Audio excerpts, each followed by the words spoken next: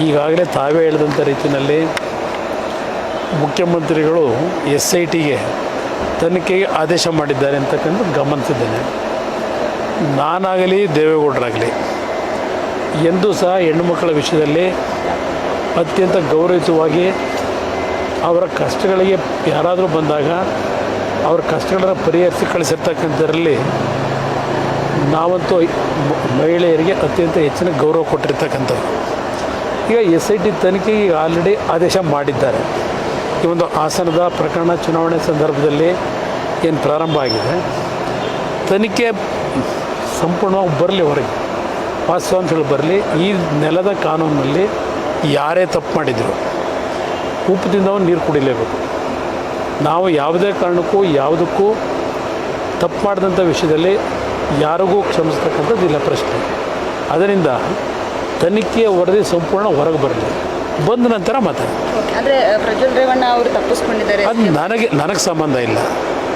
SIT ತನಿಖೆಗೆ ಆದೇಶ ಮಾಡಿದಾರಲ್ವಾ, SIT ಅಧಿಕಾರಿಗಳನ್ನ ಈಗ ಅದೇ ಕೆಲಸಕ್ಕೆ ಹಾಕಿದ್ದಾರೆ. ಅವ್ರು ವಿದೇಶಕ್ಕೆ ಹೋಗಿದ್ರೆ ಕರ್ಕೊಂಬರೋದು ಅವ್ರ ಜವಾಬ್ದಾರಿ. ನನಗೆ ಕೇಳಿದ್ರೆ ನಾನೇನು ಉತ್ತರ ಹೇಳಿ? ಅವ್ರು ಕರ್ಕೊಂಬರ್ತಾರೆ.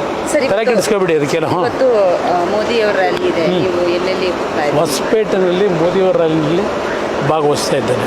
ಪ್ರಧಾನಮಂತ್ರಿಗಳ ರ್ಯಾಲಿನಲ್ಲಿ ಭಾಗವಹಿಸಿ ನಾಳೆ ಶಿವಮೊಗ್ಗದಲ್ಲಿ 3 ಕಡೆ ಸಭೆ ಇದೆ. ಅದಾದ ನಂತರ 30ನೇ ತಾರೀಕು ಕೋರ್ ಕಮಿಟಿ ಸಭೆ ಇದೆ. 1ನೇ ತಾರೀಕಿನಿಂದ 5ನೇ ತಾರೀಕಿನವರೆಗೆ ಕಲಬುರಗಿ, ಬೀದರು, ರಾಯಚೂರು, ಕೊಪ್ಪಳ ಮತ್ತು ಬಳ್ಳಾರಿ ಇಷ್ಟು ಭಾಗದ ಪ್ರವಾಸ.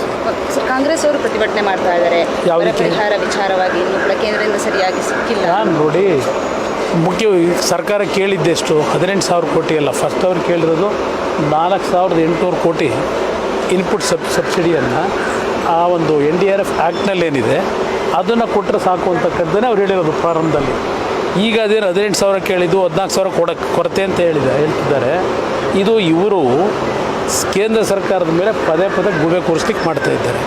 ನನಗಿರ್ತಕ್ಕಂಥ ಮಾಹಿತಿ, UPA ಸರ್ಕಾರ ಮನಮೋಹನ್ ಸಿಂಗ್ ಅವರ ನೇತೃತ್ವದಲ್ಲಿ ಅಧಿಕಾರದಲ್ಲಿದ್ದಾಗ 2004ರಿಂದ 2013ವರೆಗೆ ಏನು ಮನಮೋಹನ್ ಸಿಂಗ್ ಸರ್ಕಾರ ಕಾಂಗ್ರೆಸ್ ಸರ್ಕಾರವೇ ಕೇಂದ್ರದಲ್ಲಿ ಆಡಳಿತದಲ್ಲಿದ್ದರು. NDRFನಿಂದ ಬರಗಾಲದ ವಿಷಯ ಸಂದರ್ಭದಲ್ಲಿ ಏನೊಂದು ಮನವಿಗಳನ್ನು ಮಾಡಿದ್ದಾರೆ. ಕರ್ನಾಟಕಕ್ಕೆ 8% NDRF ಹಣ ಕೊಟ್ಟಿದ್ದಾರೆ. 8%. ನರೇಂದ್ರ ಮೋದಿಯವರು ಪ್ರಧಾನಮಂತ್ರಿಗಳಾಗಿ 14ರಿಂದ ಇಲ್ಲಿಯವರೆಗೆ ಈ 3,000 ಒಂದು ಕಡೆ 3,500 38% ಇವತ್ತು NDRFನ ಅಡಿಯಲ್ಲಿ ರಾಜ್ಯ ಸರ್ಕಾರಕ್ಕೆ ಹಣ ಕೊಟ್ಟಿದ್ದಾರೆ. ಅವರು 8% ಕೊಟ್ಟಿದ್ದರು UPA ಸರ್ಕಾರದಲ್ಲಿ 10 ವರ್ಷದಲ್ಲಿ. ಇವರು 8 ವರ್ಷಕ್ಕೆ 38% ಕೊಟ್ಟಿದ್ದಾರೆ. ಇದು ನರೇಂದ್ರ ಮೋದಿಯವ್ರ ಸರ್ಕಾರ ಕೊಟ್ಟಿರೋದು. ಕಾಂಗ್ರೆಸ್ ಸರ್ಕಾರ ಜನಗಳ ಹತ್ರ ಸುಮ್ಮನೆ ಅನ್ನೆಸರಿಯಾಗಿ ಕೇಂದ್ರ ಸರ್ಕಾರದ ಮೇಲೆ ಗೂಬೆ ಕೊಡಿಸ್ತಕ್ಕಂಥ ವಿಷಯದಲ್ಲಿ ಈ ರೀತಿ ಸುಳ್ಳು ಅಪಪ್ರಚಾರ ಮಾಡಿದ್ರೆ ಜನ ನಂಬ್ತಾರೆ ಅಂತೇಳಿ ಇದನ್ನೇ ಹೇಳ್ಕೊಂಡು ಹೋಗ್ತಾ ಇದ್ದಾರೆ. ಇವ್ರ ಯೋಗ್ಯತೆಗೆ ಮೊದಲು ಈಗೇನು ಹಣ ಕೊಡ್ತಾರೆ ಅದನ್ನು ಜನತೆ ತಲುಪಿಸ್ತಕ್ಕಂಥ ಕೆಲಸ ಮಾಡಿದ್ರೆ ಅದೇ ಒಂದು ದೊಡ್ಡ ಸಾಧನೆ. ಆ ಕೆಲಸ ಮಾಡಬೇಕು ಅನ್ನೋದು ನನ್ನ ಅಭಿಪ್ರಾಯ.